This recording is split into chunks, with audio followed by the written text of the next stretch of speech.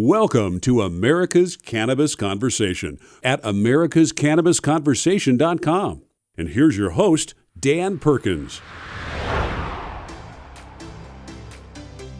Hello and welcome to this weekend edition of American Cannabis Conversation Weekend Update. I'm your host, Dan Perkins. As many of you know, Chuck Schumer, the Democratic Majority Leader in the Senate, introduced proposed draft legislation on cannabis reform.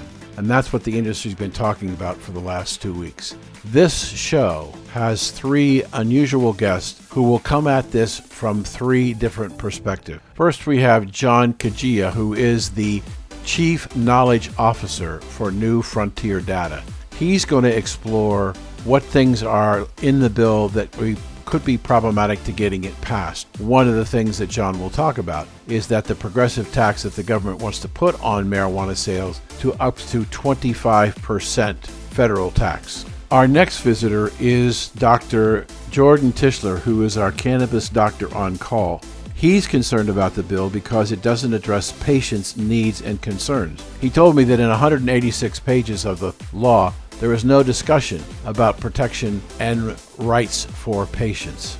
Our third expert is Morgan Fox of the National Cannabis Industry Association, and he was with us last week, and he's continuing the story, this time talking about what to look for as this legislation tries to make its way through Congress. In our lifestyle section, Rich Wolkoff is going to meet and talk with Joanna Silver from the Emerald Cup of 2019 to talk about things that were projected there and how they've turned out 2 years later. There is an important amount of content on what's going on in Washington in this show. Tell your friends in the cannabis business or people who are interested in what's going on in cannabis to make sure they listen to this show. And you can send them to W420RadioNetwork.com to the archive section and listen to hundreds of shows if they want to.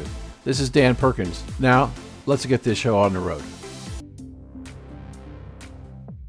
Welcome back to America's Cannabis Conversation. You're joining us today on the Discovery, Engage, and Compete section of the cannabis landscape presented by New Frontier Data, a global leader in cannabis data. Joining me today is their Chief Knowledge Officer, John Kagia, who's going to talk to us about the Schumer and Booker bill, what it means and what's likely to happen. John, as always, welcome back to the program.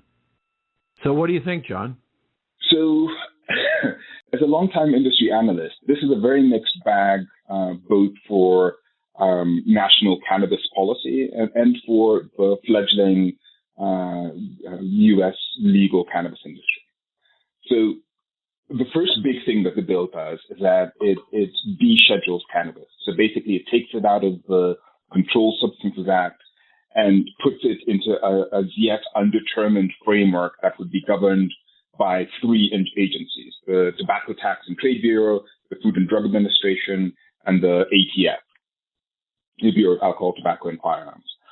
Descheduling it, at its face would be a really important step in terms of almost immediately addressing things like the banking issue, because with cannabis being a Schedule I substance, cannabis businesses have not been able to participate in the financial markets because of IRS Section 280E.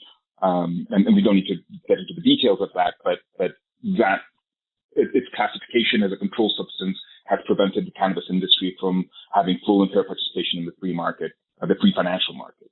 However, there's a lot of questions around particularly what the FDA's governance of cannabis is going to look like.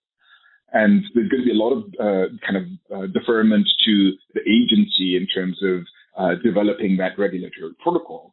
But as we have seen with CBD, which remains in this really murky area, awaiting the FDA's judgment on things like whether CBD can be infused in food products, there's real potential implications here for federal regulations under the FDA in particular, creating some very consequential downstream implications for state-level markets and for state-level businesses.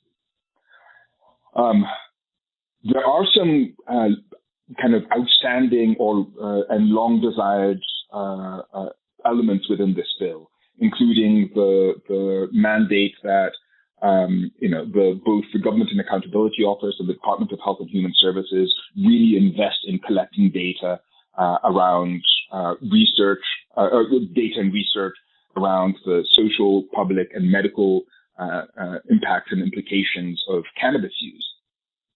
And that's positive. There's been the U.S. has really lagged in being a global leader in advancing cannabis research, and there's opportunity to do that within this bill.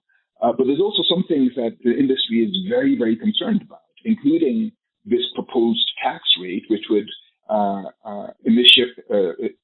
would begin with a 10% excise tax within the first year, and that would increase over a period of years to 25% by the end of the third year. Now, if you're in California and you're already paying nearly 50% tax between the state and municipal taxes, and now the feds are saying they're going to add a potentially 25% tax on top of that, that is going to have material impact on consumers' willingness to participate in the legal market when the unregulated market could potentially be as much as 75% cheaper. So, there's a lot of nuance in this bill, and looking at just the headline that this is a bill to deschedule cannabis and essentially make it legal federally, I think misses some of the really critical and important elements within this bill that could have consequential impact for the cannabis industry as we know it. John, when Chuck Schumer became the majority leader of the Senate, he said shortly after the Democrats had the tie vote in the Senate that he believed that he wanted to get legislation out this session, meaning sometime over the next 2 years. But now he also said that he was not in favor of passing banking reform first because he believed that if banking reform was passed, it would dilute and confuse the rest of the issues related to decriminalization. Now, Cory Booker said last week that he intends to put himself on the floor, meaning theoretically laying on the floor, to block any passage of banking before they get to cannabis reform.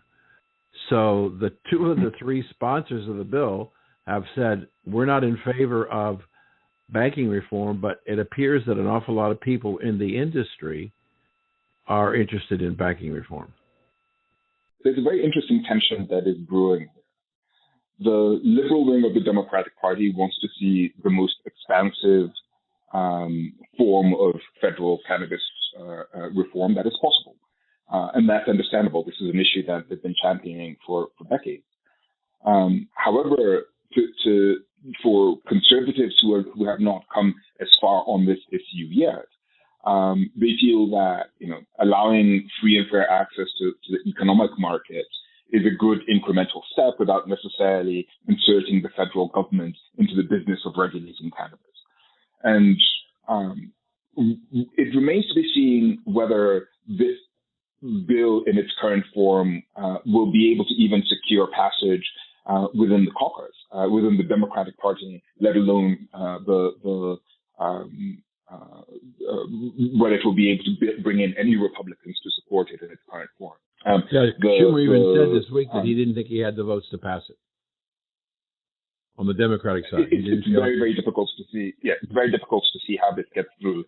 So even though there are things here that the Democrats would like, including the support for research, the descheduling, so the fact that this stops being a controlled substance under the CSA, and the restorative justice and opportunity program. So this idea that the federal government would actually try to put some funds toward helping people who've been impacted by the war on drugs to both expunge records and then provide support programs so that they're able to participate in the industry. Those are things that the Liberal caucus is very much in support of.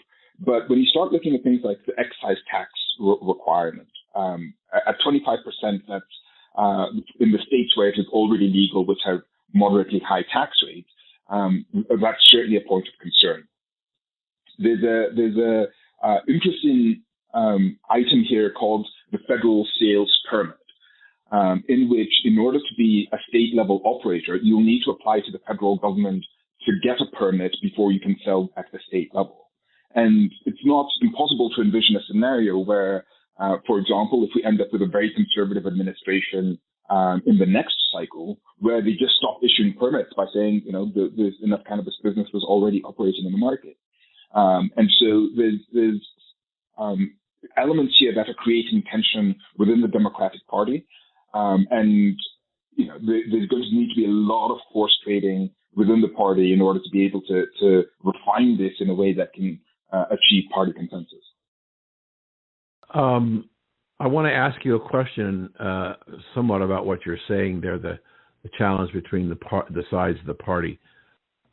My feeling was that the enthusiasm for the fact that we're going to have a Democratic House and Senate and a Democratic president, many people who are in and follow the cannabis industry, I think, were too Pollyannish in their expectations of what was going to happen. They weren't focusing on the issues that you were talking about.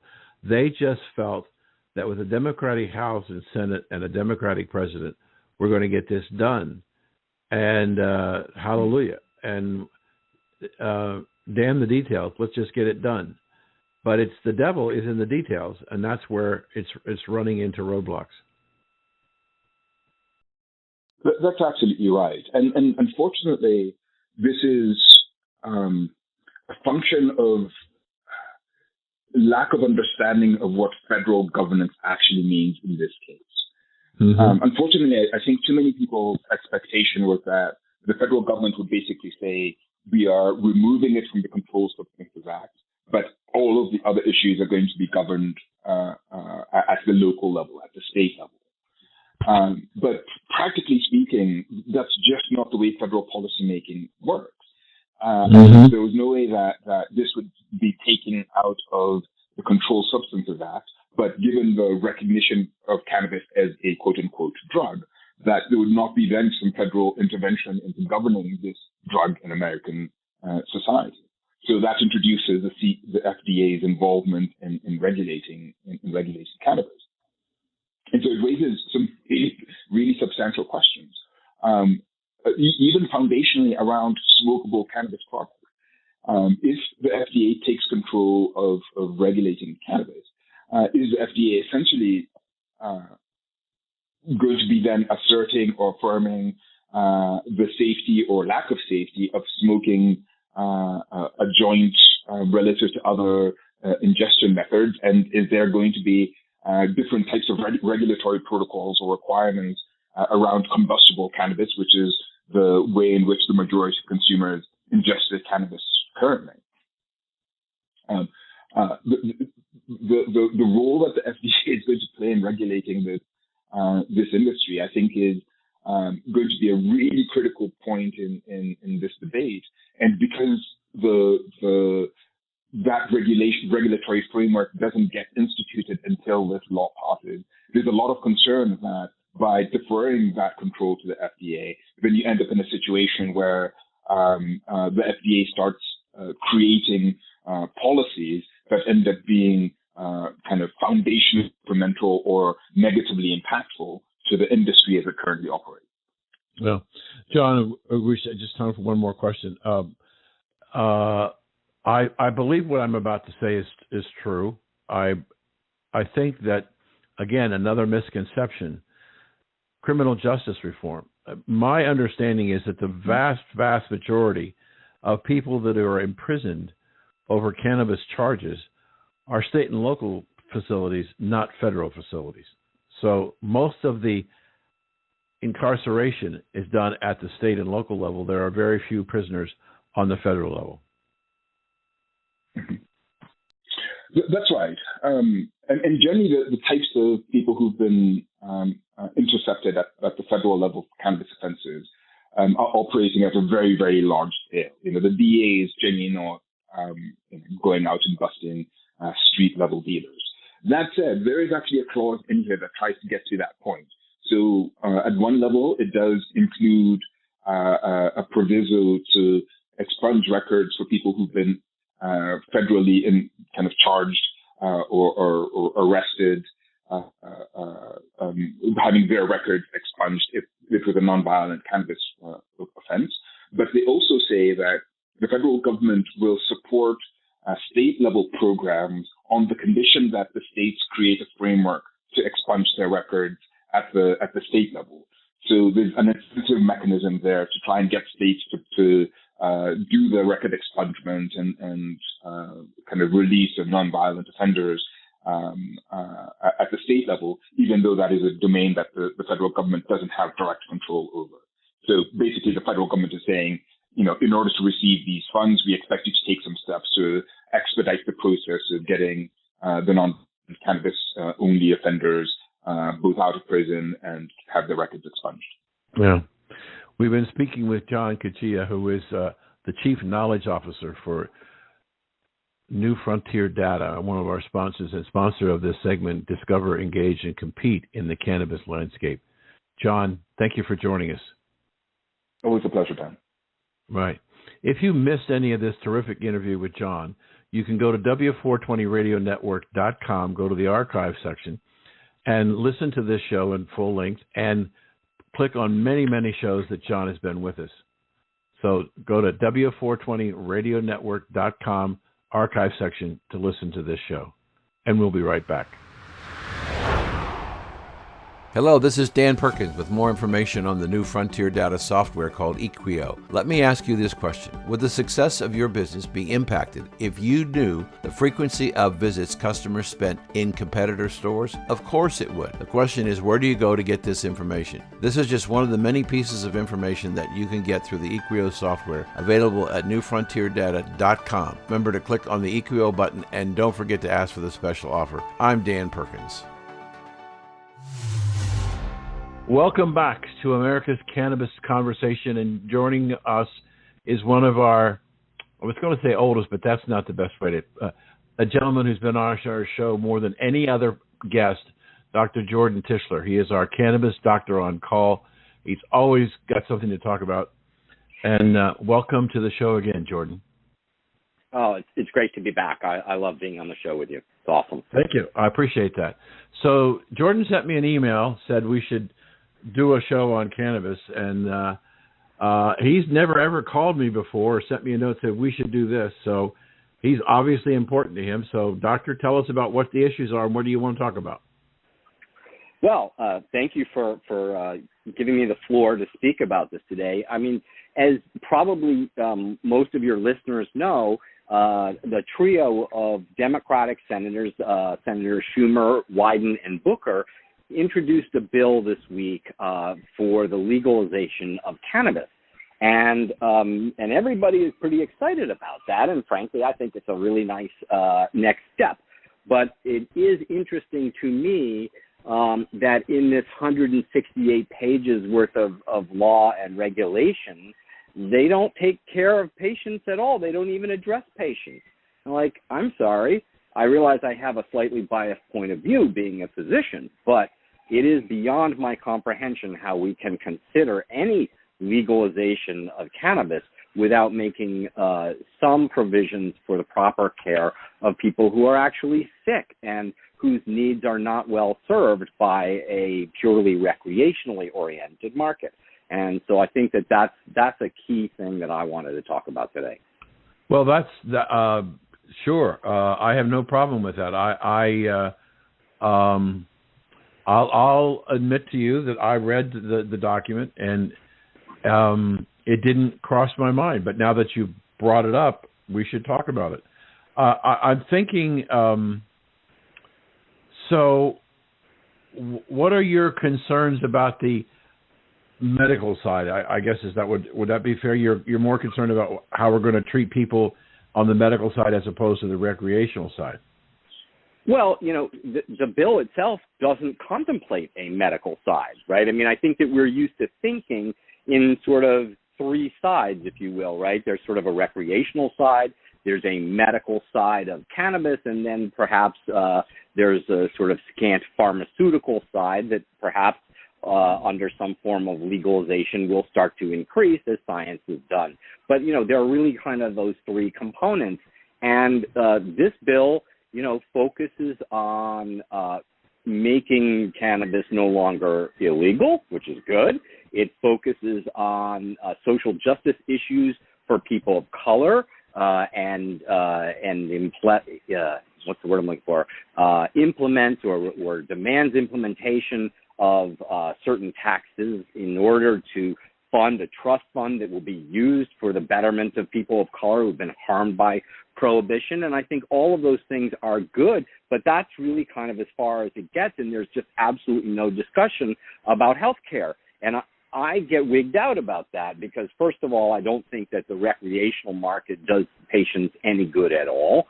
And it overlooks the fact that, in the United States, there are over 180 million Americans over the age of 55, who will, not may, will all develop one or more conditions that are amenable to treatment with cannabis and cannabinoid medicine. So we can say that healthcare in general is a social justice issue, and in particular, when we talk about cannabis, it's a huge issue because it affects so many Americans' lives, or potentially so, if we make the regulations such that this can actually be done in a medical fashion.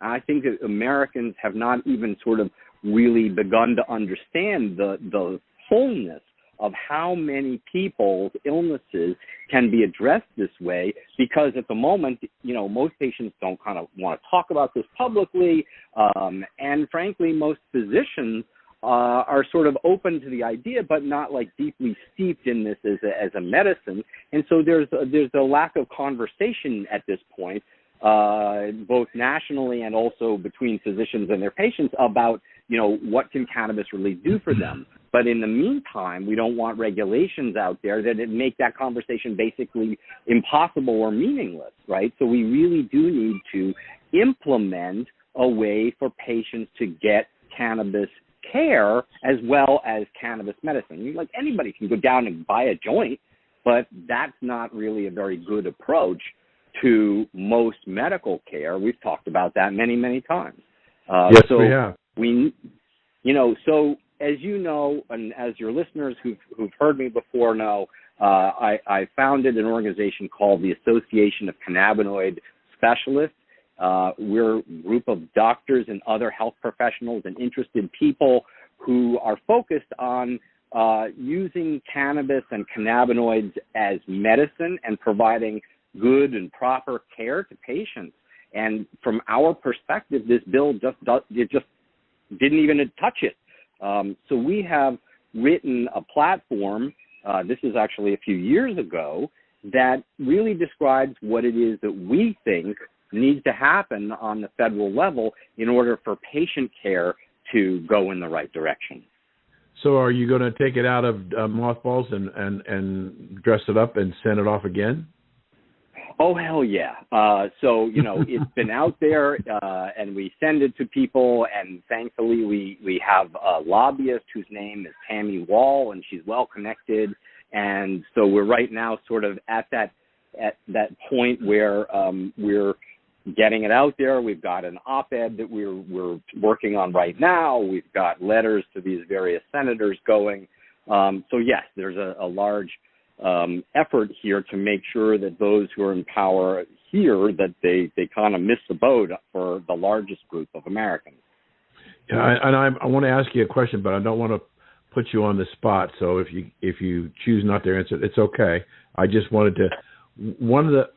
Probably the second most listened to person on this show in his tenure is Morgan Fox from the Washington representative for the National Cannabis Industry Association. Have you talked to any of those groups about joining your effort? That group in particular, no, though I would certainly welcome a discussion. Their focus typically is very much on the sort of commercial side of things, which, doesn't necessarily intersect with our interests very often, except to, get some consensus on the way the industry should be treating patients. So I think it would be lovely to have a conversation with them. There are other groups out there like the United Patients Group that we have close relationships with, and Americans for Safe Access is somebody that is a group that we're fond of and are looking forward to working with on this. But yes, you're right. This is going to have to be a broader coalition than just the Association of Cannabinoid Specialists. So I'll promise you I will make an email introduction to you, to Morgan, within the next day or so, and the two of you can hook up and see how he can help you do what you're trying to do. So we'll see if we can be of any help. Yeah, no, that's great. I'd be happy to do that for you. There are a couple of key points in this document or platform that I think are worth reiterating. Okay. And maybe in the hope that some of your listeners can call their senators, or maybe their senators are even listening. But one of the key things is that I think that it's important that we develop a prescription system. As your listeners know, right now, the doctors make a recommendation, which is essentially like we just say, yes or no, you can have a card, no, you can't have a card. And that has given rise to a lot of groups of physicians who are not practicing medicine. They're just taking some money and giving people cards. We call those people card mills, and I think that that's absolute malpractice. And we need to go beyond that. We need to get to the point where the people practicing this kind of medicine are doing it, with appropriate knowledge and good faith and taking care of their patients properly. And one of the ways to effectuate that is to have physicians write prescriptions. And you say, well, what does that do? Well, you know what? If you have to write a prescription, not just go talk to a bud tender, but actually I think you need, this kind of a cannabis product, and I want you to take this much at this time of day, et cetera. That makes that doctor sit up and, number one, know what they're talking about, and number two, take ownership, right? You're responsible for that prescription and for that patient's care. And I think that that's a really important step in getting doctors to become properly educated about this and to provide the kind of medical care that we would expect in other fields of medicine, which I don't see why it should be different here. Then, of course, we also need the dispensaries and the bud tenders to actually honor that prescription and not change things and mislead patients and derail the treatment program, because ultimately that gets in the way of patients getting the care that they need. I'm sorry, you started to ask something. No, that's fine. That's fine. No, I agree with you. I'm curious, since I never went to medical school, but I have doctor friends like you. In Harvard Medical School, where students are learning to become physicians, do they teach any courses on cannabis? Not at the moment. They do actually talk. I mean, there's a lot of people out there saying, the doctors don't even hear about the endocannabinoid system, and that's not true any longer. It's not like they get their own course on it, but it is certainly brought up in the basics of pathophysiology. It's also true that these large academic institutions tend to move fairly slowly. And their individuals have as much bias as anyone else. So I think that there's still this sort of general sense, that cannabis is a recreational drug and that sort of thing. And it's, that's slowly changing. As you know, Harvard University is deeply involved with the science of this and doing that research, but it's at the molecular level. There's not as much discussion as I would like on the clinical level, although I have been in some very interesting discussions with the medical school that really took about 3 years of run-up, but now is actually sort of coming to something in which we discussed putting together a continuing medical education course not aimed so much at medical students, but really aimed at practicing physicians and other clinicians to bring them up to speed on this as a medicine. And the fact that I'm able to have this discussion with them at this point, and that their major concerns are, okay, how do we do this properly? Not, oh my God, we have to talk to the lawyers. I think that this is a great step forward, and I'm really excited about this project. Obviously, I can hear in your voice. Is it something that a layman could read and understand? I'm sorry, could you ask that question in a second? Sure. Is your proposal something that a layman could read and understand? We haven't written it just yet, and by we I mean me. But the intention really is to focus on teaching docs, so I would never tell a lay person not to read it, but I also want to be able to address the target audience at the level and with the depth that they need in order to feel like we're having a legitimate and credible discussion. There are lots of educational programs out there that are really more aimed at lay people, but this one thing that I'm talking about at the moment sort of has that more professional mission. Okay. And your professional website, does it have information for consumers on it? In the organization, you mean the association? Yeah. Yes, there's all kinds of good stuff on the association website that's aimed at at consumers. So there's if you go to the very front page, which is cannaspecialist.org, cannaspecialist.org, and you scroll down a little bit, there are a whole bunch of videos that are right there that talk about everything from, this is what you need to know about the basics of cannabis as medicine. Why do we feel that, medical care is important? There's a whole bunch of them. I can't even remember how many there are. And they're all aimed at a level where everyone can understand them. Jordan, as always, thank you for joining us today. We'll just give that website one more time for the group where they can get the information. Sure. It's cannaspecialist.org. Cannaspecialist.org. Yep. Thank you for your passion, and thank you for joining us today. My pleasure. Thank you. You bet. If you missed any of this terrific interview with Dr. Jordan, you can go to W420radionetwork.com, go to the archive section and look for today's show, and you can see many, many different interviews of Dr. Jordan over the last 2.5 years. You'll learn a lot. Hello, this is Dan Perkins for America's Cannabis Conversation, and I want to tell you about a new sponsor, New Frontier Data, and their equally amazing software to help you discover, engage, and compete in the cannabis marketplace. For the first time, you have the ability to discover on your computer desktop valuable information on state, city, and even zip codes to assess your opportunities for cannabis investment in that market. Through the Engage portion, you will be able to figure out what products in a marketplace consumers would be interested in buying. And finally, with Compete, you'll be able to look at prospect profiles and find new and innovative opportunities to test new products to attract new customers. Significant change is coming in the cannabis industry, and you need to get ready now and be prepared for this fantastic opportunity ahead of you. For more information on the EQO software for your business, go to newfrontierdata.com and look for the EQO section and expand your horizons. I'm Dan Perkins.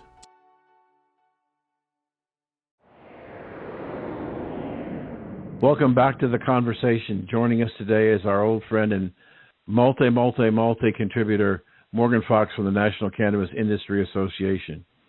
We had him on recently to talk about what was going on in Congress with the Senate bill being introduced by Chuck Schumer and Cory Booker. And we thought it would be a good idea to ask him to come back and let's talk a little bit about what do we do now, and what's reasonable for us to expect that could happen over some period of time. So, first of all, welcome back to the conversation, Morgan. Thanks for having me. You're welcome. I think the question that as I look at the landscape, do you think it's possible to get any legislation passed in this session? I do. I'm very, very, very cautiously optimistic that we might be able to convince enough Republicans to support comprehensive reform in the Senate while not alienating too many Democrats. But that is much more of a heavier lift than some of the more incremental reforms that are being offered right now. If I really was, a betting man, I would say that the votes exist right now to pass the Safe Banking Act. But unfortunately, it's not going to get brought up for consideration probably until Chuck Schumer's comprehensive bill is officially introduced. But there are a number of other issues that are definitely moving pretty quickly, particularly when you look at appropriations. Admittedly, those are just temporary measures, but we're looking at there's not going to be any debate on the appropriations rider that prevents the Department of Justice from interfering with medical cannabis programs at the state level. There probably will be some debate about whether to extend that to adult use programs, but we've seen in practice that that's not particularly necessary because the Department of Justice has not been using resources to go after state legal adult use or medical programs. However, having it enshrined in law, even if it's only temporary under an appropriations bill, is still important. But we're also looking at a number of other potential changes, such as getting the D.C. rider that prevents the District of Columbia from being able to regulate cannabis for adult use permanently removed in the next appropriations bill, which would be a big plus for yours truly, but also would, I think, be very good at helping us to educate lawmakers about what regulated cannabis systems look like while they're on Capitol Hill. When you can show people an example of what a legal cannabis store looks like and show them the seed-to-sale tracking process firsthand, if they don't happen to have that in their state, it makes it much easier to convince them of the viability of regulating cannabis responsibly. There's also a number of other changes that are being considered, such as removing past cannabis conviction or current cannabis use as a disqualifier for citizenship or as a method to trigger deportation, and also to prevent cannabis professionals from countries where it's legal from traveling to the United States, which has definitely happened. I've heard horror stories of people from Canada coming to the U.S. for conferences, and when Border Patrol finds out that they work in the legal cannabis industry, they're banned for life. So we want to try to make sure that gets removed, and that looks like it's something that might possibly be able to be addressed either in standalone legislation or in appropriations. And then we've got issues particularly related to research and perhaps even more importantly, access to veterans through the VA system. So There's definitely some things that can move in the current session. It is going to be a long shot to pass something that is comprehensive descheduling in the current session, but it's not impossible. It's much more possible for us to be able to pass more incremental reforms, either as standalone legislation or through appropriations this year. So one of the questions that's coming up or is being raised is that the tenuous nature of both houses under the control of the Democrats, and the only way the Democrats have control of the Senate is if they get a tie, and there are at least 3 Democrats who have raised serious questions about the decriminalization of cannabis. You got to have some people come over from the Republican Party. My question is that I'm starting to hear rumors now that a lot of the president's legislative agenda is in trouble. And AOC said recently, if you don't give us certain things that we want, we'll tank the appropriations bill. So my question is, if we continue this narrow majority and there are defectors on the Democratic side, is possible that nothing gets done up until the 2022 election, a little over a year from now. and it might be an issue in the election which may shift the leadership of both the House and the Senate back to Republican. Does that affect the passage of major reform? Well, I mean, it's definitely something that Democratic lawmakers should be thinking about. Not only because these cannabis policy reform does enjoy more bipartisan support than a lot of other issues, and is something that people on both sides of the aisle can support without facing a lot of political backlash from their constituents. But if you look at just the overall numbers, obviously Democrats support cannabis policy reform at greater rates than Republicans. And if you look at it historically, pretty much every time in the past 30, 40 years that a Democrat has taken the presidency, the following midterm, both chambers of Congress switch back to Republican control, which would significantly slow down the progress that we've been making with cannabis policy reform, because it's less supported among that party, and with them in control of issues like which bills get hearings in key committees and things like that, it could really slow things down significantly. And honestly, I think that from a political standpoint, Democrats are going to have to do something that is at least somewhat notable, even if it's not, monumental for all of their constituents, in order to be able to maintain control of even one chamber of Congress. And cannabis is a perfect vehicle for them to do that. And if they don't do it before the midterms, then, the chances of actually passing really meaningful reform are going to decrease. And so that there are some people that say if the Democrats lose control of the House and the Senate in 2022, their prospects for the presidency in 2024 may be diminished, and as a result, reform in cannabis may be 4 years out after the 2024 election if a Republican gets in. Well, I wouldn't necessarily say that. I mean, this has always been a congressional issue, not a presidential issue. So, whoever happens to be in the White House, I don't think is nearly as important as who is in control of Congress. Okay.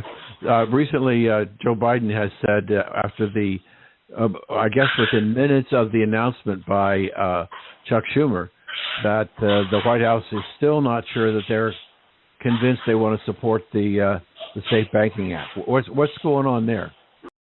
I don't think that the administration has really completely come around on this issue, and I believe that he was speaking about the Schumer bill, not the Safe Banking Act in particular. But I might have missed that. But regardless, while Biden clearly does not want to come out as a cheerleader for this issue, I find it hard to imagine a world in which he would veto such legislation were it come to his desk. Okay. So in the last couple of minutes we've got, what should we begin to follow to see how this is going to proceed? I mean, that's a pretty broad question. As I said earlier, the comment period is going to be open until September 1st, and then I think that it'll be the best place to watch will be to see how quickly an actual piece of legislation is introduced.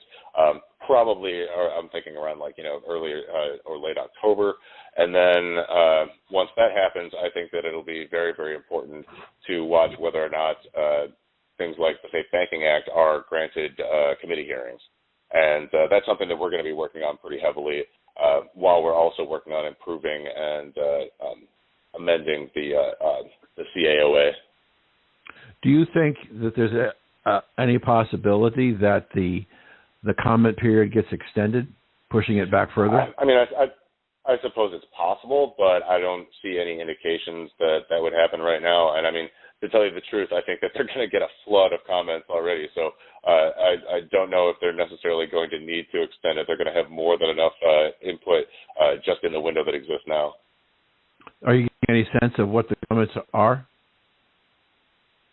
Well, as I said, we're analyzing that bill and talking with our stakeholders and committee members to see where there's shortcomings, where there's areas of improvement, if there's anything that we can oppose. I know that already the tax rates are kind of raising a lot of red flags, because it starts out as a 10% federal tax rate and then steadily moves up to a 25% tax rate after 5 years.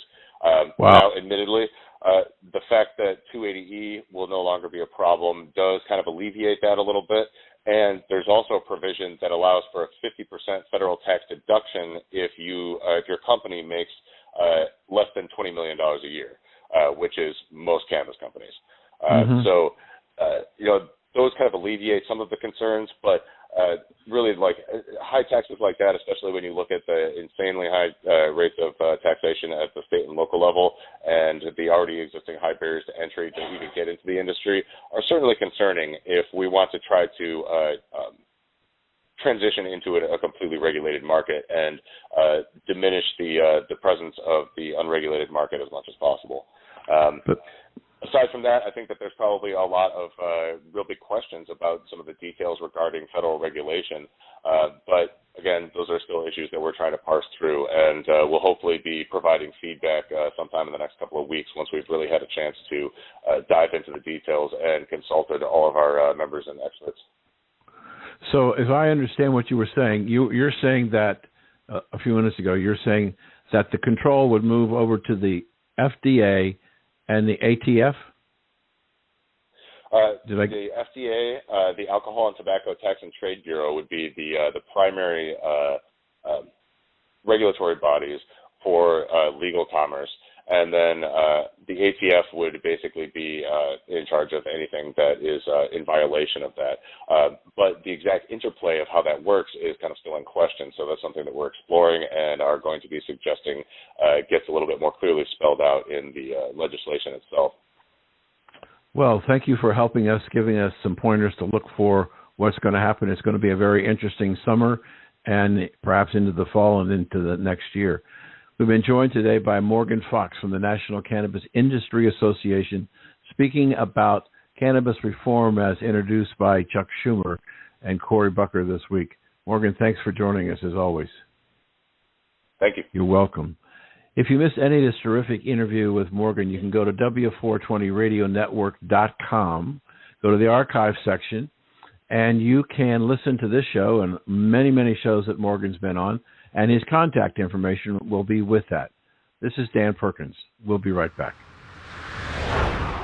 Hello, this is Dan Perkins, and I've got a question for you. If you knew what your customers wanted, would you be more successful? Of course you would, but how can you obtain this valuable information for your success? If you use the Engage portion of the EQO software from New Frontier Data, you won't need to guess what customers want to buy. Guessing can be very challenging and expensive, and more often than not, non-productive. If you want to find out what customers want, then go to newfrontierdata.com and click on the EQO button, and don't forget to ask about the special offer. This is Dan Perkins.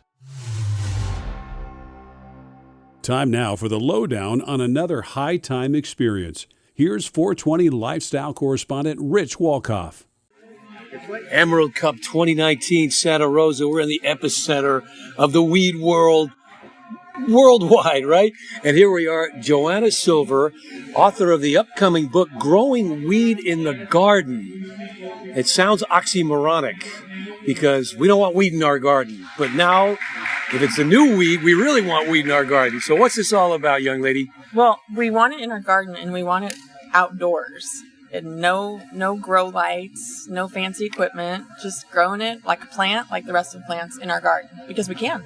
Right, and the sun-grown is the best grown, despite contentions of some indoor growers, correct? I mean, look, I am a gardener. I am a in-the-dirt gardener. I worked at Sunset Magazine for 10 years, started in their garden, and became the head of the garden department. So to me, a garden is outdoors, and whatever that other thing that is being done, I can't call it a garden. Right. I piss some people off with that, but I'm really interested in outdoor cultivation. Yeah, and we had a physicist on, a plasma physicist, earlier in our program here at the Emerald Cup, speaking exactly to that point. You don't get all the UV A and B rays that the natural sun provides when you have grow lights in indoor facilities. So let's talk about weed in the garden. You're writing a book about this coming out in March. Well, what's so unique about your take on weed in the garden? So I was asked by the San Francisco Chronicle to grow weed in the garden and document it as a gardener. That's a tough job. Yeah, it was super hard. I mean, the truth is, I said to my editor there, I don't even know where to get seeds. And she said, that's your opening line. It was right on the cusp of legalization. And so I am a, seasoned gardener and garden writer. And so to approach weed, I am not a weed grower. I knew nothing about it, but I can use my knowledge base about how to grow plants and interview people who are experts. And it turns out it's really not that hard. And my approach is very simplified. I think there's a lot of weird practices around cultivation that have happened because of prohibition. I mean, even just the lingo is weird. Like the fact that we call it clones. They're vegetative cuttings, they're cuttings. Or this whole thing about vegging and flowering is not those aren't terms we use anywhere else in gardening. And so there's just a lot of weird lingo and a lot of weird practices, I think, from having been grown mostly indoors for the last 100 years. Okay, well, cut to the chase. What can you impart to the novice layman who wants to learn how to grow or begin their own little weed in the garden that would be instrumental? It's super easy. I encourage people to start from seed versus clone. Super easy. Start seeds. It's drought tolerant. It grows quickly. It's like a tomato plant, warm season, annual, one and done. And the post processing is where the a bit of the hard part comes in. Just making sure you're harvesting at the right time and drying. But even that can be much, much simplified from what you hear. And really to follow your nose, to grow things probably based on names that sound appealing, to start there as you find what you like, and really to not believe anyone of what they tell you it's going to do to you. It's really, really subjective. Okay, when you say start from seed, now germinating that seed is not necessarily that easy. It's so easy. Sorry. Go ahead. So easy. Well, you know a lot more about it than I. People get really scared of seeds, even in non-cannabis gardening. It freaks them out. It's like something a little bit too magical. And while it is a little bit magical, seeds are super easy. You cover it with some dirt. You can do this outdoors. Cover it with some dirt, water it, it grows. So long as you can keep that seed bed moist as the seeds are germinating, you're done. When you start cannabis from seed, you get a really strong taproot that's going to make a really, really strong plant. And you get no disease in that, and you get a very forgiving plant, a plant that you can sort of thrash around for the first couple months. Whereas if you get a clone from a dispensary, no taproot, high probability of some more disease going on in it. And it's not actually, even though it's a small plant, it's not a young seedling. It's a cutting of an old mom. Oh, that's bad. I'm a young mom. I don't want to be trashing old moms. But it's an old, haggard mom who's pretty finicky and can sort of snap into flowering very quickly. So anyway, start from seed. Super easy. You get way more choice of what you're going to grow. I mean, it's the same with tomatoes, right? If you're going to do seedlings, you're going to get it from whatever they have at the store. Whereas seeds, the sky's the limit with what you choose to grow. Now, you keep referencing taproots, which I've heard before, so instrumental in the health and growth of your plant. Explain a little bit about that botanically. So a taproot shoots straight down and does a really excellent job of taking up nutrients as well as anchoring the plant into the ground. So it just makes for a really, really sturdy, strong, healthy plant. All of my plants that I've started from seed have grown a lot bigger and produced more than my ones grown from clone. It's a beautiful plant. As a gardener, not a big user, to be totally honest. I've had so much fun with the smells. It's unlike anything else in the garden. I mean, truly. This is a magical aroma. As an aficionado, I would say it's beautiful to me too. But here at the Emerald Cup, they're selling seeds for really pricey dollars just for a handful. I know. It's crazy, right?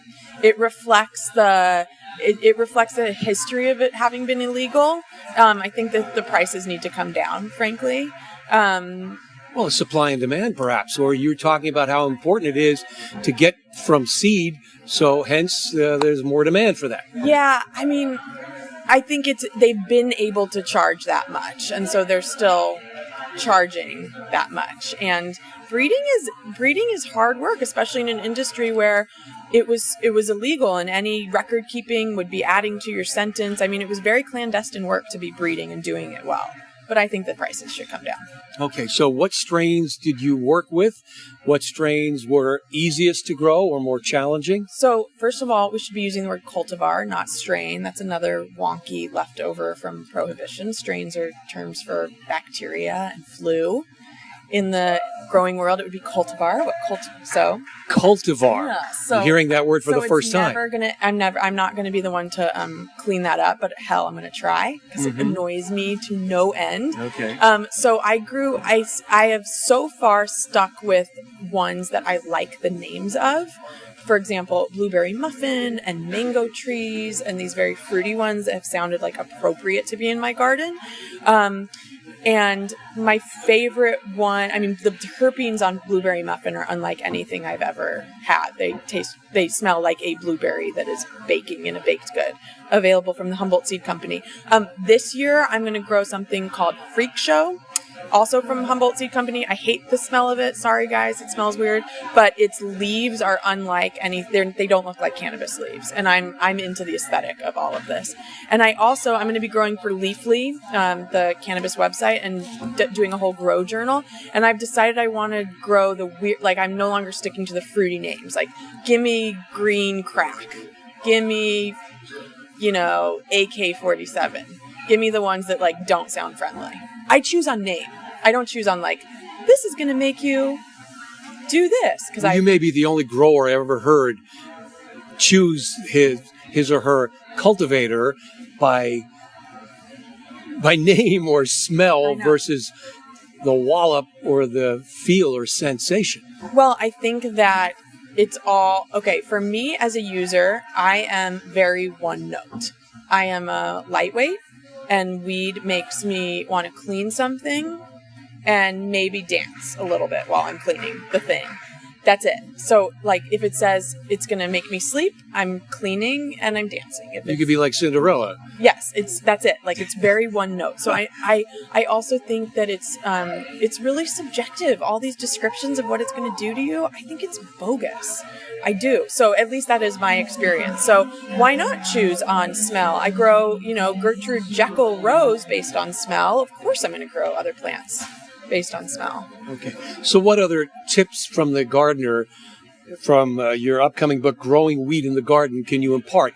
Do you trim? Do you top? Do you leave the leaves? Yeah.